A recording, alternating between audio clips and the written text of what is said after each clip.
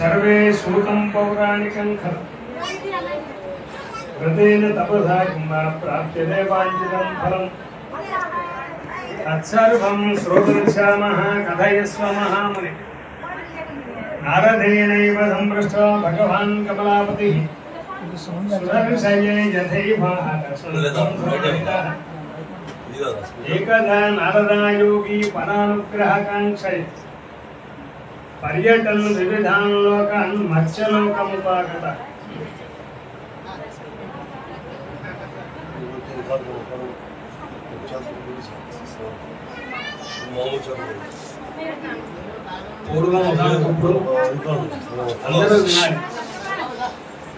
सूत महामुनि शौनकादि महर्षियाదులంతా నైమిషారణ్యం అనేటువంటి అరణ్యంలో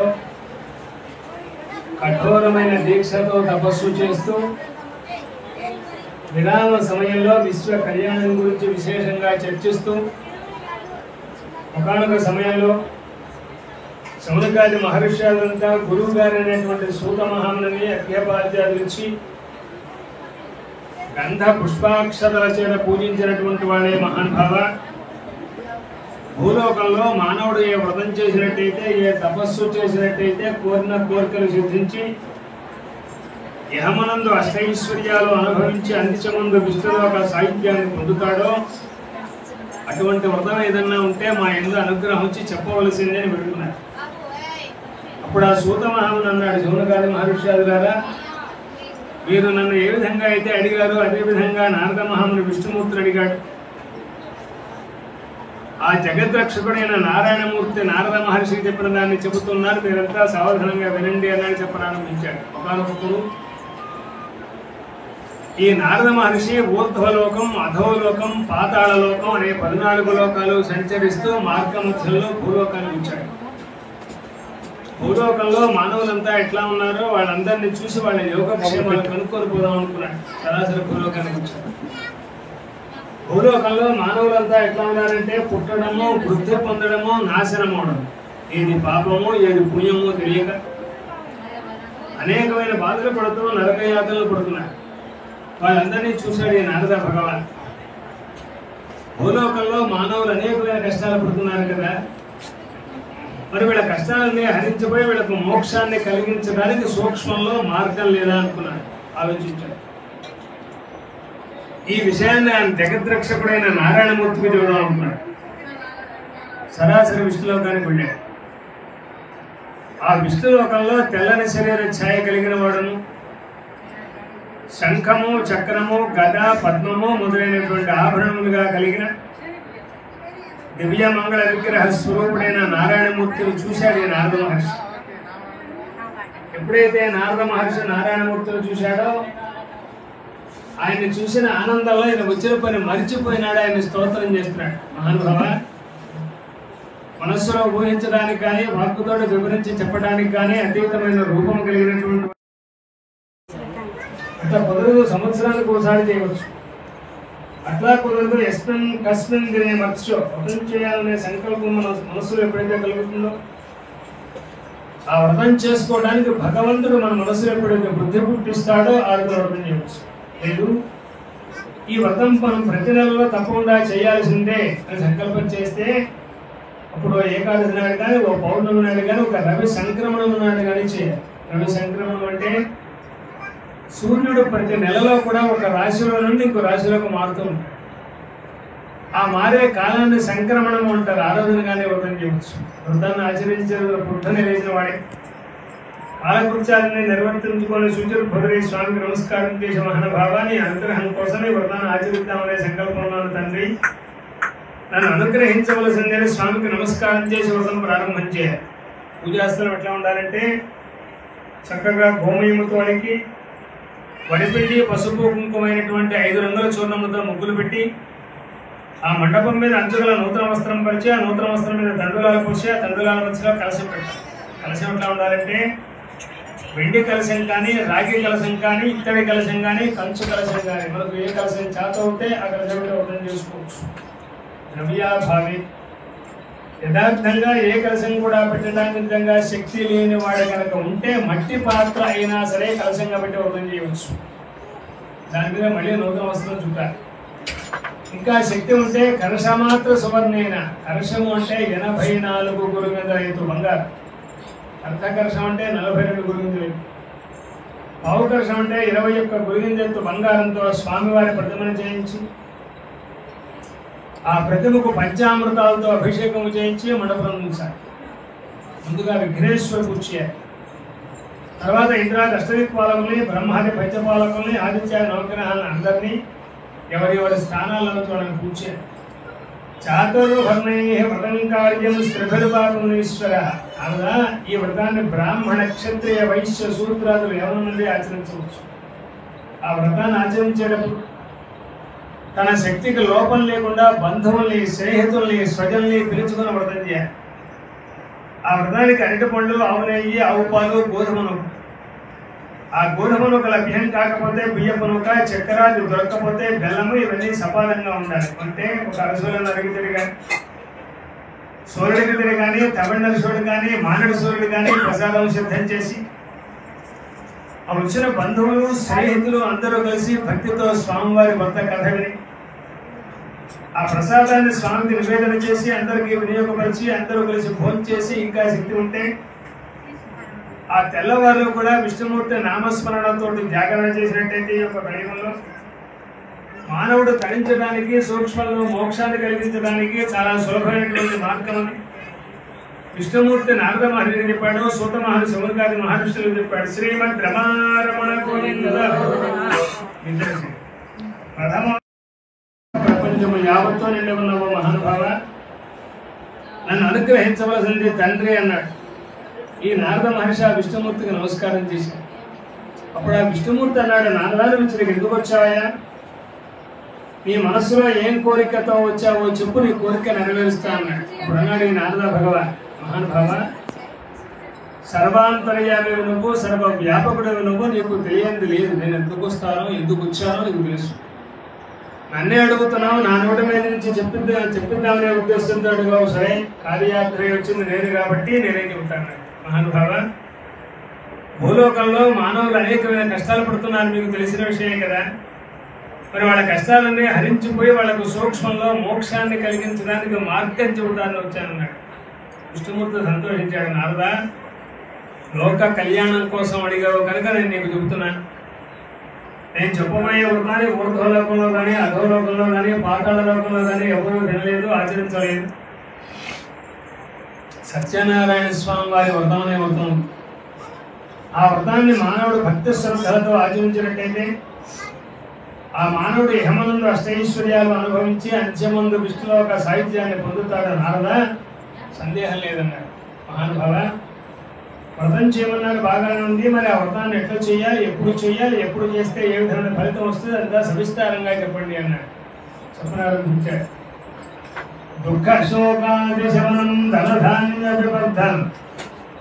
నారదా, ఈ వ్రతాన్ని మానవుడు భక్తి శ్రద్ధలతో ఆచరించినట్టయితే దుఃఖములు శమింపచేస్తుంది, ధనధాన్యములు వృద్ధి పొందిస్తుంది, సౌభాగ్యాన్ని పెంపొందింపచేస్తుంది, సంతానాన్ని కలిగిస్తుంది. సర్వకాల సర్వావస్థలంలో విజయం చేకూర్చుతుంది. విశేషం ఏంటంటే ఈ వ్రతాన్ని మాఘమాసం నుండి కానీ, వైశాఖ మాసం నుండి కానీ, కార్తీక మాసం నుండి కానీ కనుక ఆచరించినట్లయితే ఇంకా విశేషమైన ఫలితం వస్తుంది. సంగ్రామారంభ వేళాయాం, యుద్ధములకు వెళ్ళేప్పుడు ఈ వ్రతాన్ని చేసుకుని పెడితే తప్పకుండా విజయం చేకూరుతుంది. దరిద్రం వచ్చినప్పుడు కానీ, మనస్సులో చికాకులుగా ఉన్నప్పుడు కానీ, కుటుంబంలో కలతలుగా ఉన్నప్పుడు కానీ, ఎప్పుడైనా సరే ఆ స్వామి వ్రతాన్ని మనం ఎప్పుడైతే భక్తి శ్రద్ధలతో ఆచరిస్తామో అటువంటి దుఃఖాలనే సర్వదా హరించిపోదు. మాసే మాసే కర్తవ్యం, వర్షే వర్షే ధర్మ. అలా ఈ వ్రతాన్ని ఇప్పుడు చెయ్యవచ్చు, అప్పుడు పూర్వము ఈ సత్యవ్రతం చేసిన వాడి కథ చెబుతాన్నాడు. సూత మహాముని ప్రారంభించాడు. పూర్వము కాశీపట్నంలో ఒక బ్రాహ్మడు ఉండేవాడు. ఆ బ్రాహ్మడు వేదం అంతా క్షుణ్ణంగా చదువుకున్నాడు. ఆ బ్రాహ్మడికి సరస్వతి కటాక్షం ఉంది, లక్ష్మీ అనుగ్రహం తక్కువగా ఉంది. భిక్షాటం చేసి జీవనం చేస్తున్నాడు. అయినా సరే ఒక పూట తింటున్నాడు, ఇంకో పూట తినక కాలక్షేపం చేస్తాడు. ఒకనొక రోజున ఆ బ్రాహ్మడు భిక్షాటనకు వెళ్ళి ఆ రోజున పొద్దుగుప్పులు తిరిగాడు. ఏ ఇంటికి వెళ్ళినా ద్రవ్యం లభించలేదు. పెద్ద హస్తాలతో విచార వదనంతో ఇంటికి వస్తున్నాడు. మనసులో బాధపడుతున్నాడు. మహానుభావ, నాకు ఈ సంసారాన్ని సంతానాన్ని ఎందుకు ఇచ్చావయ్యా? కుటుంబాన్ని పోషించలేని స్థితిలో ఉన్నాను తండ్రి, ఏమిటి నాకు ఈ దుస్థితి అని బాధపడుతున్నాడు. విష్ణుమూర్తిని చూశాడు. ఒక మొదలు బ్రాహ్మణ వేషం వేసుకున్నాడు. చదువుకున్న బ్రాహ్మడికి ఎదురుగా వచ్చాడు. ఆయన నువ్వు బాగా చదువుతున్నావు కదా,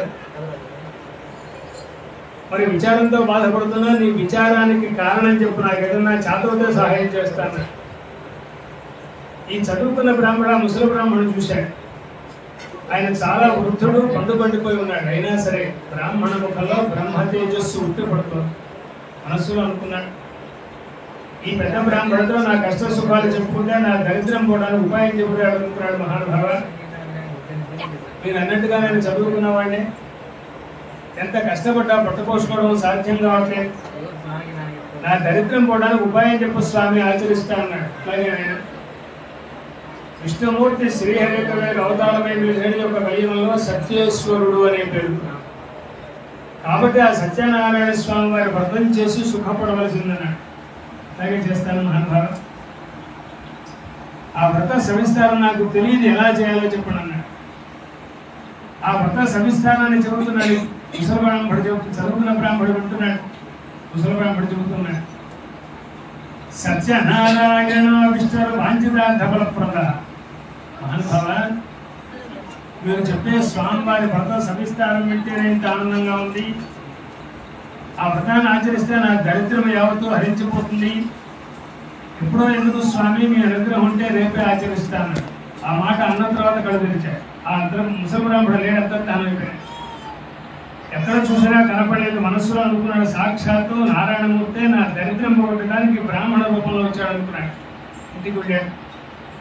ఆ తెల్లవారిలో కూడా విష్ణుమూర్తి నామస్మరణతో జాగరణ చేశాడు. ఆ బ్రాహ్మణుడు తెల్లవారుజామున లేచాడు, స్నానం చేశాడు, సంధ్యావందనం చేసుకున్నాడు, స్వామికి నమస్కారం చేశాడు. మహానుభావ, ఇవాళ నీ వ్రతం చేస్తాననే సంకల్పం ఉంది నా దగ్గర, ధనద్రవ్యాలు లేవు, అయినా నా శక్తి నీకు తెలుసుగా తండ్రి, ఈ వ్రతాన్ని ఎలా నెరవేర్చుకుంటావో నీదే భారం అన్నాడు. ఆయనకు నమస్కారం చేసి భిక్షాటనకు వెళ్ళాడు. ఆ బ్రాహ్మణ ఆ రోజున ఏంటి కూడా ద్రవ్యం లేదనే శబ్దం లేకుండా విశేషమైన ద్రవ్యం విరివిగా ఇస్తున్నారు. ఆయన మొయ్యలేకపోతున్నాడు. ఏమిటయ్యా చిత్రం మహానుభావ, నిన్న పొద్దుగూకులు తిరిగి ఒట్టి చేతులతో వెళ్ళాలి, వాడు వచ్చి కాసేపు కాలేదు, ద్రవ్యం మొయ్యలేకపోతున్నాను తండ్రి, ఇదంతా నీ అనుగ్రహం. తొందరగా భిక్షాటన పూర్తి చేస్తున్నాడు. వ్రతానికి కావాల్సిన పరికరాలు తెచ్చుకున్నాడు. తన శక్తికి లోపం లేకుండా బంధువులు పిలుచుకున్నాడు. వ్రతాన్ని పూర్తి చేశాడు.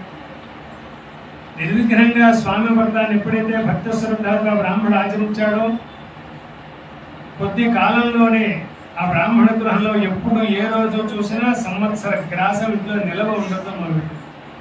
మనసులో అనుకున్నాడు, ఇదంతా స్వామివారి అనుగ్రహంతో జరుగుతుంది, వ్రతం ప్రతి నెలలో చేసుకుందాం అనుకున్నాడు.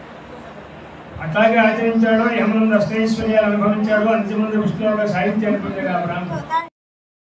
ఆ బ్రాహ్మణ గృహంలో వ్రతం చేయాలనే సంకల్పంతో బంధువులు, స్నేహితులు, స్వజనులు వెంటనే కోలాహలంగా ఉన్నారు. సాయంకాల సమయం అయింది, సూర్యాస్తమం అయింది, సాయం సంధ్య ప్రారంభమైంది, సత్యవ్రతం ప్రారంభం కాబోతుంది. అట్లాంటి సమయంలో కాష్టక్రేత కట్టెల ముగ్గుండేవాడు వీధిలో పెడుతున్నాడు. అతనికి కట్టెల పోపు అమ్ముడు పోతేనే జీవనం చేసేట్టు, లేకపోతే లేదు. పొద్దున్న నుంచి కట్టెల పోపు నిద్ర పెట్టుకొని తిరుగుతున్నాడు. పొద్దు కూర్చుంది కట్టెల పోపు అమ్ముడు పోలేదు. నిద్ర బరువైపోయినాడు, లోపల ఆకలేస్తుంది. ఎక్కడన్నా కాసిన మంచినీళ్ళు తాగిపోదాం అనుకున్నాడు. దూరంగా ఒక బ్రాహ్మణ గృహం కనిపిస్తుంది. వాళ్ళ ఇంట్లో వెళ్ళి దాహం తీర్చుకొని పోదాం అనుకున్నాడు. కట్టెల పోపు నిధిలో పడిగాడు. బ్రాహ్మణ గృహంలో దాహం కోసం వెళ్ళాడు. ఆ రోజున బ్రాహ్మణ గృహంలో అంతా జన సమూహంగా ఉన్నారు. ఏంటో వీటితో అడావుడిగా ఉందనుకున్నాడు. ఇంకొంచెం దగ్గరికి వెళ్ళాడు. ఏదో వ్రతం చేస్తూ కనిపించింది. ఇంకొంచెం దగ్గరికి వెళ్ళాడు. ఆ స్వామిని చూశాడు. భక్తితో స్వామికి దండం పెట్టాడు. ఎప్పుడైతే మనఃపూర్వకంగా భక్తితో స్వామికి నమస్కారం చేశాడో మనస్సులో అనుకున్నాడు, నేను ఎట్లా ఇంటికి వెళ్ళాడు కదా, వీళ్ళు ఇంట్లో ఏదో వ్రతం చేస్తున్నారో, రెండాక ఉండిపోదాలే, ఇంటికి పోయి చేసేదని అనుకున్నాడు. అక్కడే కూర్చున్నాడు, కథ విన్నాడు, తీర్థ ప్రసాదాలు తీసుకున్నాడు. అప్పుడు గుర్తొచ్చింది, నేను వీడింటికి మంచినీళ్ళ కోసం వచ్చా కదా అనుకున్నాడు. దాహం తీర్చుకున్నాడు. బ్రాహ్మణ గృహంలో వేరే పెట్టాడు. కడుపు నిండా భోజనం చేశాడు. వైద్యులు ఇంటికి వెళుతూ బ్రాహ్మణుడు అడిగాడు, మహానుభావ, మీరు చేసిన స్వామి వ్రతం విశేషం చెప్పండి, నేను వెళ్ళిపోతాను. ఆయన ఇది సత్యవ్రతం. ఈ వ్రతాన్ని భక్తి శ్రద్ధలతో ఆచరించినట్లయితే సకల వాంఛలు నెరవేరుస్తుంది అన్నాడు. చాలా సంతోషించాడు. ఇదంతా బాగా ఉన్నవాడికి ఇవ్వలేదు. నేనేం చేస్తాను అనుకున్నాడు. స్వామికి దండం పెట్టాడు. కట్టెలకు మలకిన పెట్టుకున్నాడు. ఇంటికి వస్తున్నాడు. ఎప్పుడైతే కట్టెల ముక్కునేవాడు స్వామి వారి వ్రతాన్ని చూశాడో అప్పటి నుంచి వ్రతం చేయాలి అనే సంకల్పం కలిగింది. ఆలోచించాడు. వాళ్ళ కట్టెల మోపు అమ్ముడు పోలేదు. ఇంటికి పెడితే పిల్లగాళ్ళంతా ఆకలిని చెప్పి ఏడుస్తుంటారు. పిల్లగాళ్ళకు పట్టాడు మెతుకులు పెట్టలేని వాడిని ఈ వ్రతాన్ని నేను చేయగలనా, ఇది నా వల్ల అయ్యే పనైనా కాదనుకున్నాడు, వెళ్ళిపోయాడు. కానీ మనస్సులో కోరిక పోవట్లేదు, చేద్దామంటే మార్గం దొరకట్లేదు. తెల్లవారు ఆలోచించాడు, మహానుభావ నిన్న నీ వ్రతం ఇప్పుడు చూశాను, అప్పటి నుంచి వ్రతం చేయాలనే సంకల్పం కలిగింది నాకు కూడా, అని నాకు శక్తి లేదు. అయితే నిన్నటి రోజున అమ్ముడు పోని కట్టెల మోపు దాని దగ్గర, అదే నా దగ్గర ఉన్న ధనం, దాన్ని వాడు అమ్మేస్తా. ఆ కట్టెల మోపుకి ఎంత ధనం దొరుకుతుందో అంత ధనాన్ని నీకే ఖర్చు పెట్టి వ్రతం చేస్తా స్వామి, నాకు అంతకంటే శక్తి లేదన్నాడు. స్వామికి నమస్కారం చేశాడు, కట్టెల మోపు నెత్తలు పెట్టుకున్నాడు, వీధిలోకి వెళ్ళబోతున్నాడు అమ్మటానికి. మనస్సులో అనుకున్నాడు, ఇవాళ బాగా ధనికున్న బజారుకు పెడితే ఈ కట్టెలకు ఎక్కువ ధనం వస్తుందేమో అనుకున్నాడు. అనుకున్నట్టుగానే బాగా ధనికున్న బజారుకు వెళ్ళాడు, కట్టెలకి ఆగేశాడు. 10 మంది ధనికులు వచ్చి చూశారు. చూసే వాళ్ళందరికీ చాలా విలువైన కట్టెలలాగా కనపడుతున్నాడు.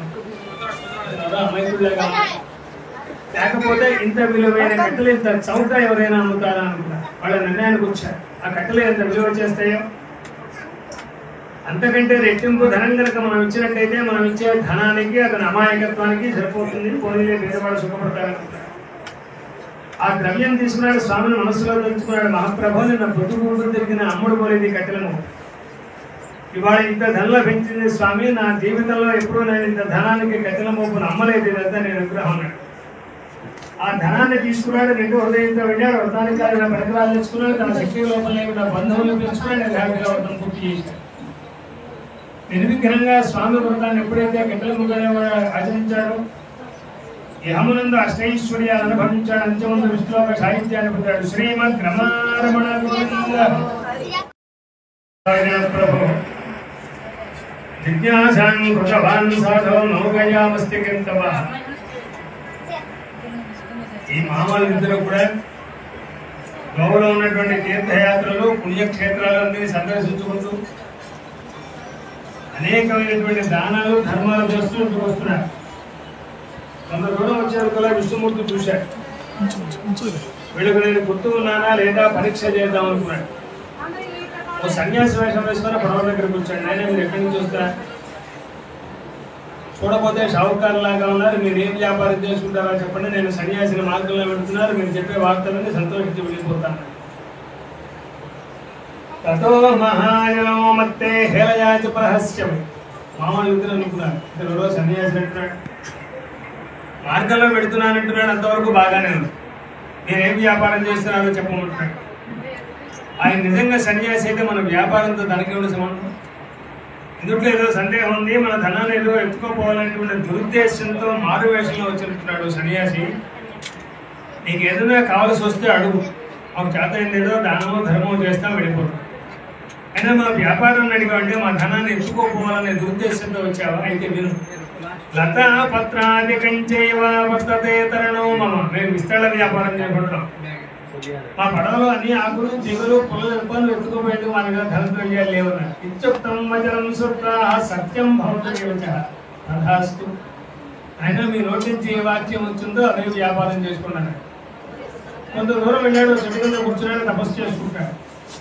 పడవలు కొంత దూరం వెళ్ళేందుకు నీళ్ళల్లో తేలిపోతున్నాయి పడవలు.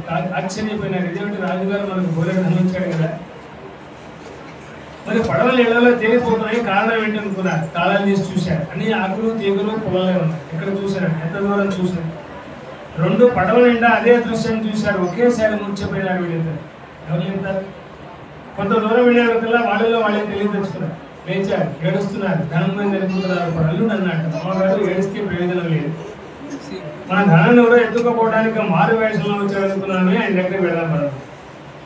ఈ అడవిలో ఎక్కడన్నా కనపడతాడేమో ఎక్కుదాం పడదు అన్నాడు. వెతుకుతున్నారు, అడవిలో చెట్టు కింద కూర్చున్నాడు, తపస్సు చేసుకుంటున్నాడు. ఆయన దగ్గరికి వెళ్ళారు, ప్రదక్షిణ నమస్కారాలు చేశారు. స్వామి, మా అజ్ఞానాన్ని మన్నించు, మా అపరాధాన్ని క్షమించు, మా ధనాన్ని మాకు ఇవ్వవలసిందన్న. లబ్ధం దుఃఖం ముహర్ముహ. అప్పుడు అన్నాడు సన్యాసి, షావుకారు, నువ్వు నా వ్రతం చేస్తానని ప్రతిజ్ఞ చేసి ఆ ప్రతిజ్ఞను నెరవేర్చలేదు, నువ్వు భ్రష్ట ప్రతిజ్ఞుడు. ఏమిటంటే నీ దగ్గర ధనం ఉంచుకొని కూడా అబద్ధం ఆడాడు, అనుక్షణం అబద్ధం ఆడేవాడు. అసలు ఇప్పుడు ధనం ఎందుకయ్యా, ప్రతి ఒక్క ముహూర్తానికి ఏదో ఒక కారణంతో ఇలాగ దుఃఖిస్తూ ఉండవలసింది. అదే మహానుభావ, నీ మాయను బ్రహ్మాది దేవతలే కనుక్కోలేరు, మానవుని మూఢుణ్ణి అజ్ఞానుని జ్ఞానం లేని వాడిని నేను కనుక్కోగలనా తండ్రి, నన్ను నువ్వే కాపాడాలన్నాడు. ఆ విష్ణుమూర్తి అనుగ్రహించాడు, సంతోషించాడు, అంతర్ధానం అయిపోయాడు. మామూలు ఇద్దరు బయలుదేరి పడవల దగ్గరకు వచ్చారు. పడవల నిండా ఎక్కడ ధనం అక్కడే ఉంది. చాలా సంతోషించారు, స్వామిని తలుచుకున్నారు, ఇంటికి వస్తున్నారు. కొంతకాలానికి పడవలు ఒడ్డుకుచ్చేది. పడవలు ఎప్పుడైతే ఒడ్డుకొచ్చింది ఒక దూతను పిలిచారు. మేము వస్తున్నట్టుగా ఈ వార్త మా ఇంట్లో చెప్పిరమ్మన్నారు. ఈ దూత ఇంటికి వెళ్ళేవరకల్లా తల్లి కూతురు ఇద్దరు సత్యవ్రతం చేస్తున్నారు. అట్లాంటి సమయంలో దూత వెళ్ళాడు వార్త చెప్పడానికి. అమ్మా, యజమాని అల్లుడు గారు వచ్చారు, పడవలు ఇప్పుడే రేవుచేరిని, మిమ్మల్ని రమ్మన్నారు అనేటువంటి శుభవార్త చెప్పాడు. లీలావతి సంతోషించి స్వామిని పిలుచుకుని, మహాప్రభు ఇదంతా నీ అనుగ్రహం తండ్రి అని ఆనందంతో కుమార్తెతో చెప్పింది. అమ్మా, నీ భర్త మీ నాన్నగారు వచ్చారు, నేను పడవల దగ్గరికి పెడుతున్నానమ్మా, స్వామివారి వ్రతానికి ఎటువంటి ఆటంకం లేకుండా వ్రతం పూర్తి చేయమా అని చెప్పింది. వెళ్ళింది తల్లి ఏ విధంగా అయితే చెప్పిందో కుమార్తె కూడా అదే విధంగా తూచా తప్పకుండా వ్రతం పూర్తి చేసింది. కానీ అష్టవర్షాత్ భవేత్ కనియను, ఆ అమ్మాయికి 8 సంవత్సరాల వయసులో వివాహం చేశారు. అసలు ఇప్పుడు వివాహం అంటే ఏంటో తెలియని వయసు. నాకు ఇప్పుడు యుక్త వయసు వచ్చింది, నా భర్త ఎట్లా ఉంటాడో ఏమిటో చూడాలనే సంతోషంలో, ఆనందంలో తీర్థప్రసాదాలు మరిచిపోయి భర్తను చూడడానికి వెళ్ళింది అమ్మాయి. విష్ణుమూర్తి చూశాడు. ప్రసాదంతు పరిత్యజ్య కథాసాపిపతం ప్రతి క్షణం విత్తం క్షణం చిత్తం క్షణం జీవితమావయవ.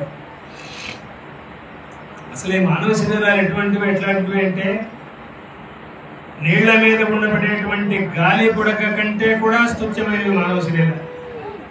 ఆ తీర్థ ప్రసాదాలు తీసుకోకుండా భర్తను చూడటానికి పెడుతుంది అనుకున్న విష్ణుమూర్తి గాఢాంధకారాన్ని సృష్టించాడు. అల్లుడు పడవలు కనిపించకుండా చేశాడు. చూసేవాళ్ళందరూ ఆశ్చర్యపోతున్నారు. తల్లి కూతురు కౌగిలించుకొని ఏడుస్తున్నారు. రానున్నాళ్ళు రాలేదనుకొని బాధపడ్డాను. వచ్చిన తర్వాత ఈ దుస్థితి ఏమిటనుకుంటాను. ఇప్పుడు ఎందుకమ్మా, నా భర్త పోయిన తర్వాత నేను బతికి ఏం చేస్తానమ్మా, నేను కూడా నదిలో పడి చచ్చిపోతాను అమ్మాయి తప్పమ్మా, మనం ఏదో అపరాధం చేశాం కాబట్టి ఆ విష్ణుమూర్తి మనల్ని అడుగడుగునా పరీక్షిస్తున్నాడు.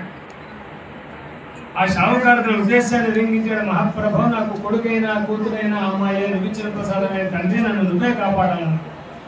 ఆకాశ మార్గం నుంచి వినిపించింది షావుకారు, నీ కుమార్తె నా వ్రతం పూర్తి చేసి వ్రత ప్రసాదం భుజించు ఉండవచ్చు.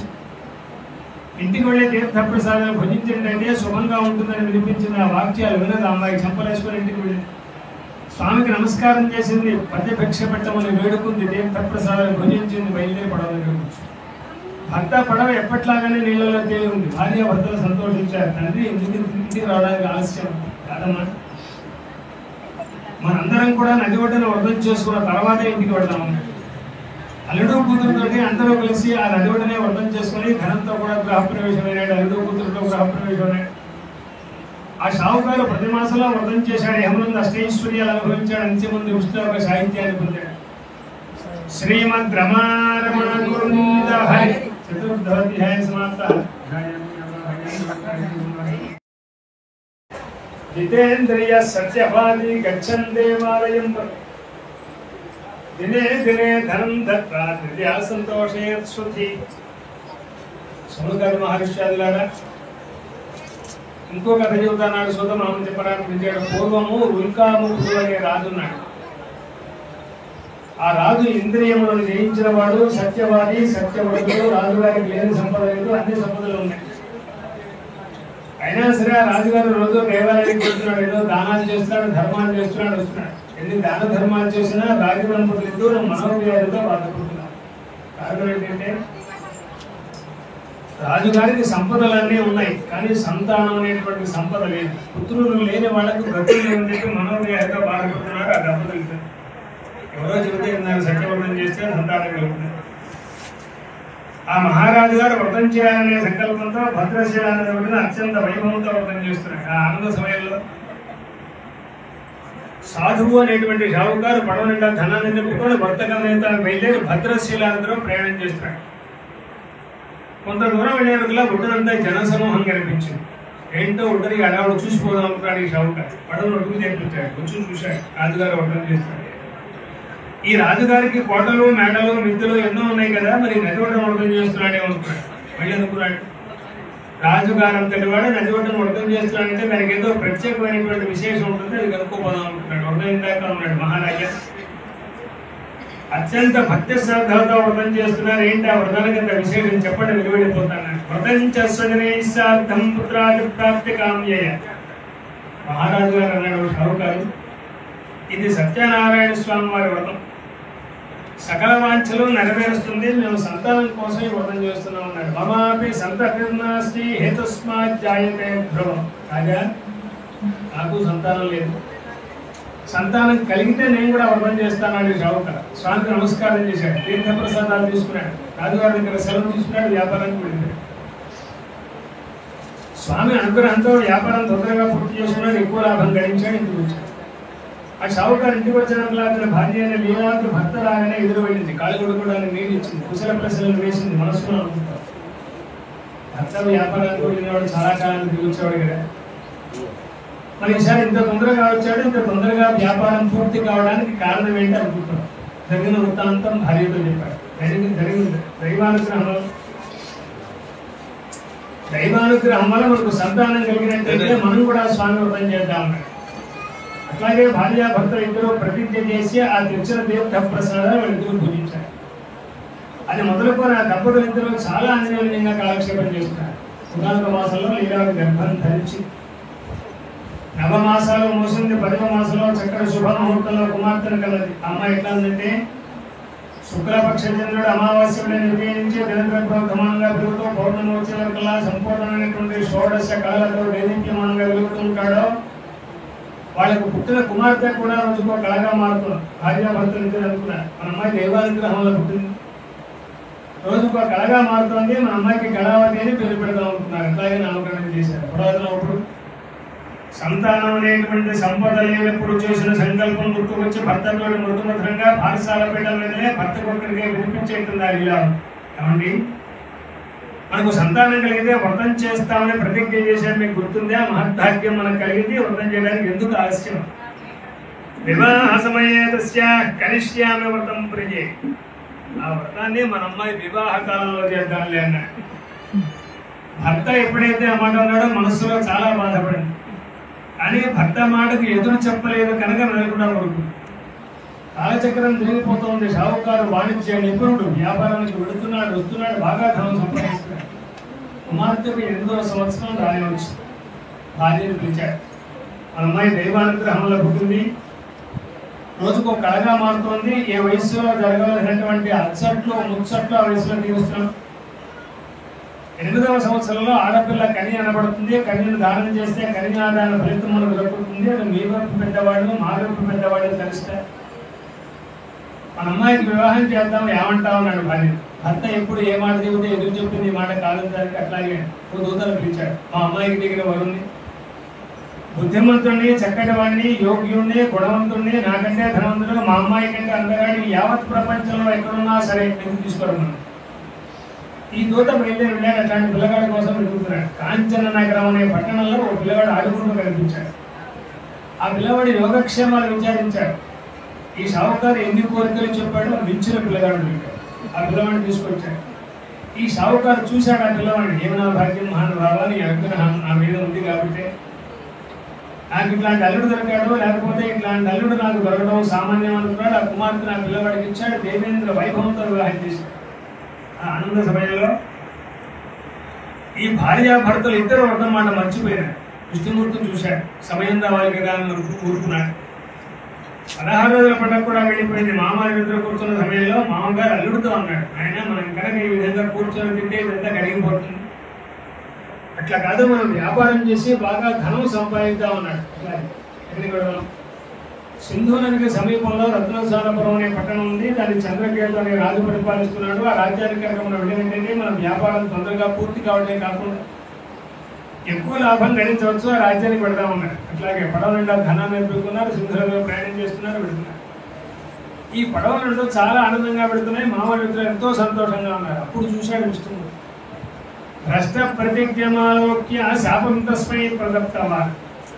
ఈ షావుకారు నా వ్రతం చేసి వ్రతం చేస్తానని ప్రతిజ్ఞ చేసి ఆ వ్రతాన్ని నెరవేర్చలేదు. ఇతను భ్రష్ట ప్రతిజ్ఞుడు. ఇప్పుడు ఇతనికి ఏ శిక్ష వేసినా తప్పలేదు. దారిలో కఠినమైన దుఃఖం కలిగాలని చెప్పించాడు విష్ణుమూర్తి. అంతర్ధానం అయిపోయినాడు.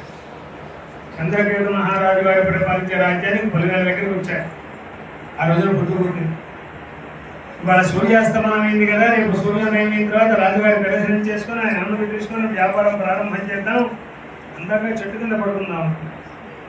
పడవలకు తాళాలు వేశారు. ఒడ్డున చెట్టు కింద పడుతున్నారు. మంచి గాఢ నిద్రలో ఉన్నారు. అర్ధరాత్రి సమయం దాటింది. స్వామివారి మాయ వల్ల కొంతమంది మాయదొంగలు రాజుగారి ధనాగారాన్ని కొల్లగొట్టి కొంత ధనం ఎత్తుకొస్తున్నారు.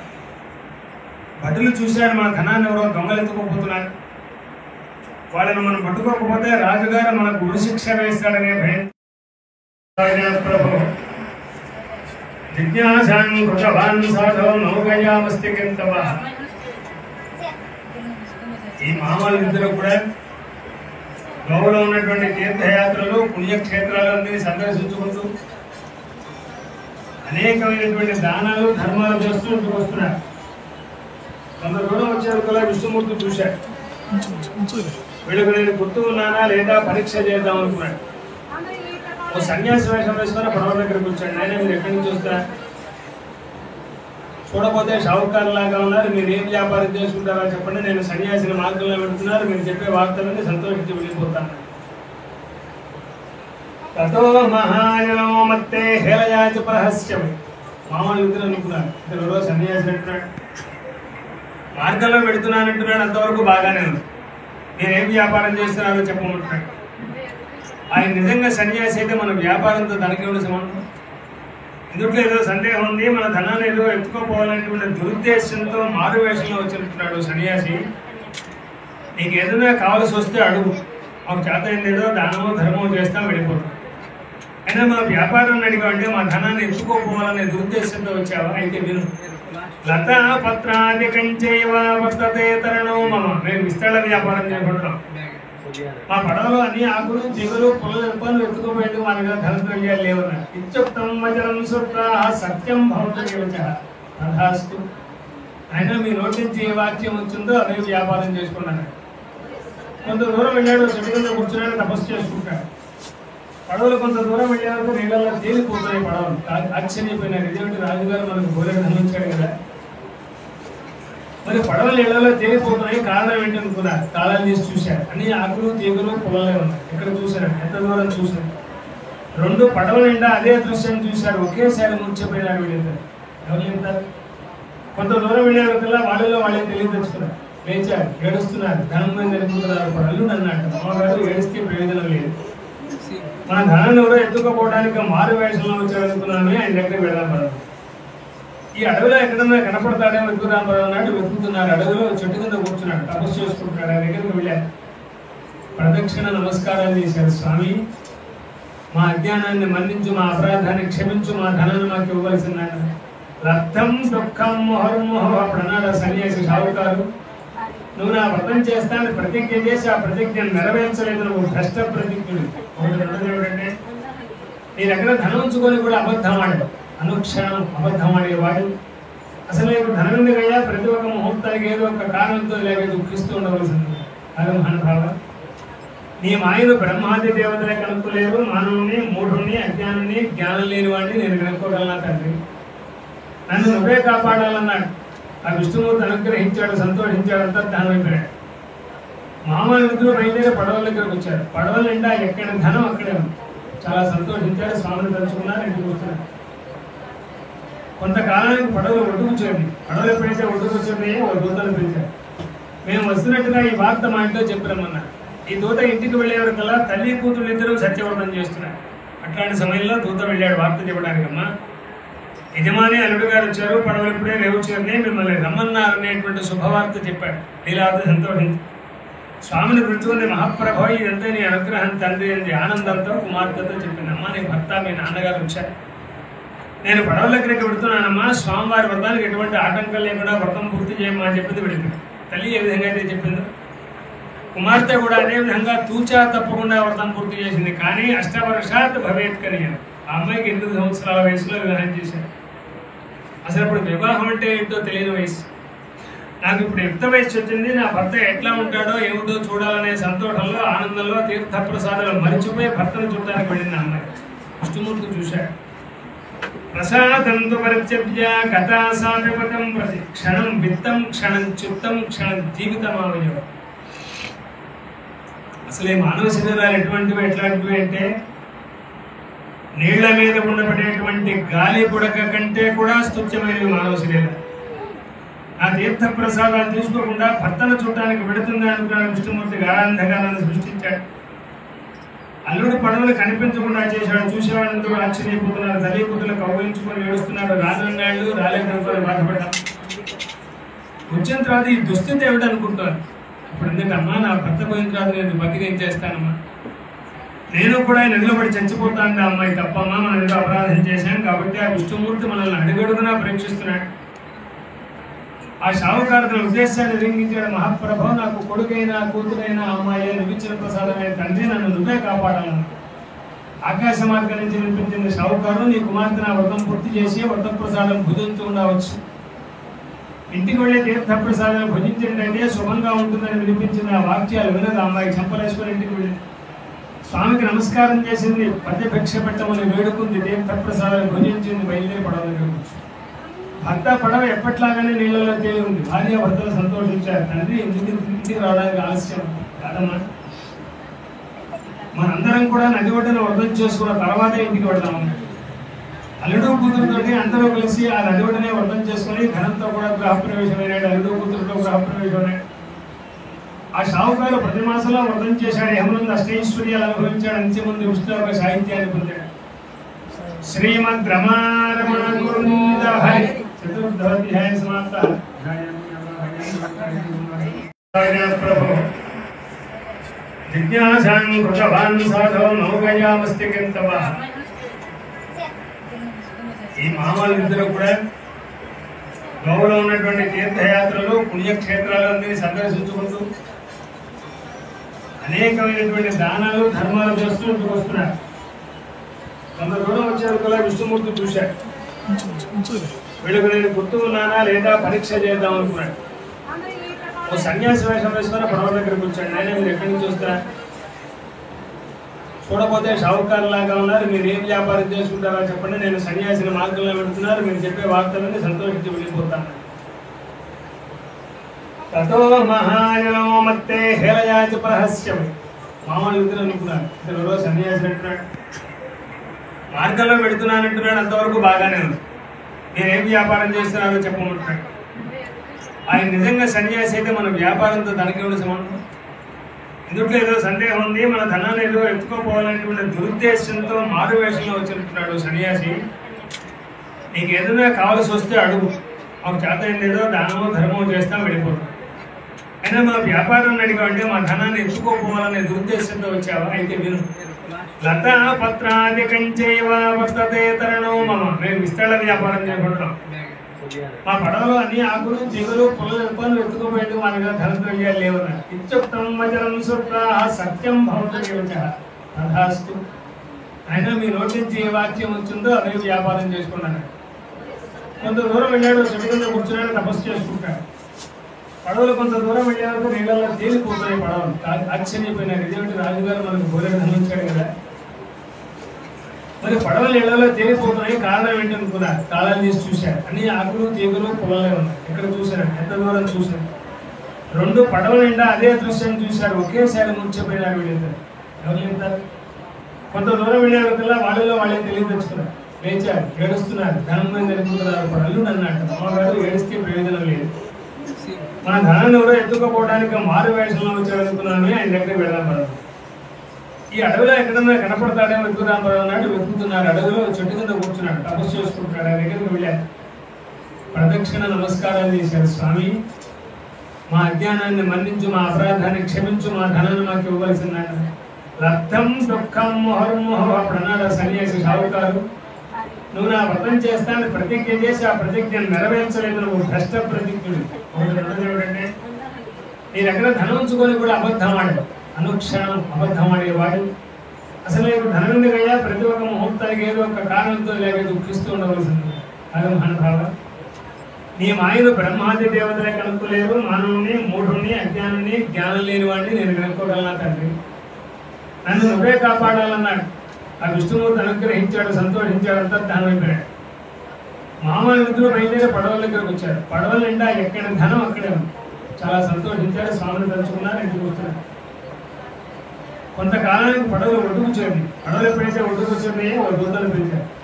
మేము వస్తున్నట్టుగా ఈ వార్త మా ఇంట్లో చెప్పిరమ్మన్నారు. ఈ దూత ఇంటికి వెళ్ళేవరకల్లా తల్లి కూతురు ఇద్దరు సత్యవ్రతం చేస్తున్నారు. అట్లాంటి సమయంలో దూత వెళ్ళాడు వార్త చెప్పడానికమ్మా.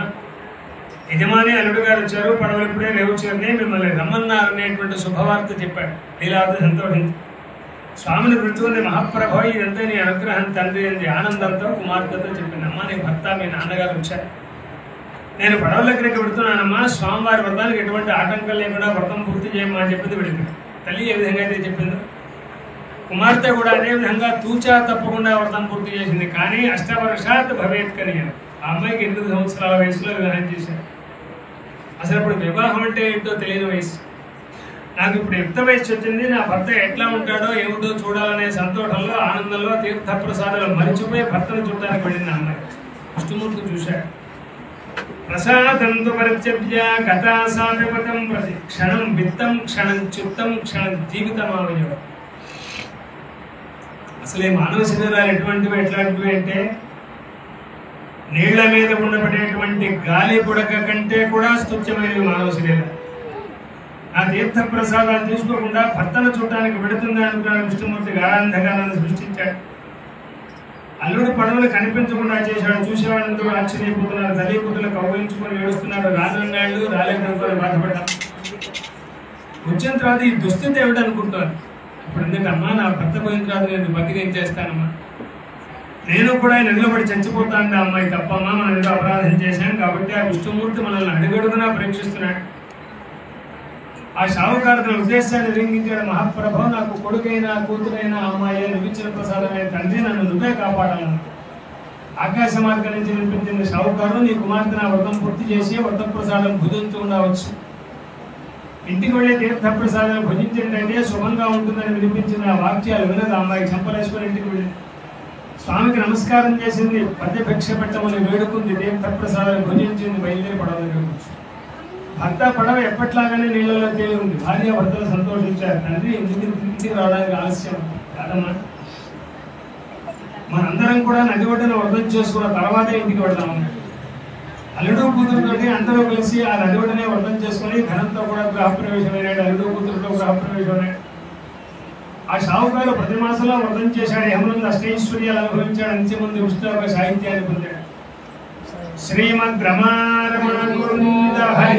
చతుర్థాధ్యాయ సమాప్త.